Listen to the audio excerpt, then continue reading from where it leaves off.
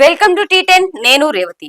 ఎంతో పవిత్రమైన యూపీలోని అయోధ్య రామ జన్మభూమి ఆలయం వద్ద ఘోరం చోటు చేసుకుంది. అందులో పారిశుద్ధ్య సిబ్బందిగా పనిచేసే ఒక మహిళపై 5గురు సామూహిక లైంగిక దాడికి పాల్పడ్డారు. BA 3వ ఏడాది విద్యార్థిని అయిన బాధితురాలి కథనం ప్రకారం అయోధ్య జిల్లా సహదత్ గంజ్ కు చెందిన వాన్స్ చౌదరి ఆమెకు గత 4 ఏళ్లుగా స్నేహితుడు. ఆగస్టు 16న అతడు ఆమెను ఒక గెస్ట్ హౌస్ లోకి తీసుకెళ్లి అక్కడే నిర్బంధించాడు. కొద్దిసేపటి తర్వాత వాన్స్ మరో 2 కలిసి ఆమెపై లైంగిక దాడి చేశారు. తర్వాత వారు మరో 3 పిలవటంతో వారు కూడా ఆమెపై లైంగిక దాడికి పాల్పడ్డారు. తర్వాత ఆమెను గెస్ట్ హౌస్ నుంచి బన్వీర్పూర్ బ్యారేజ్ కు తీసుకువెళ్లి అక్కడ మరోసారి అఘాయిత్యానికి పాల్పడ్డారు.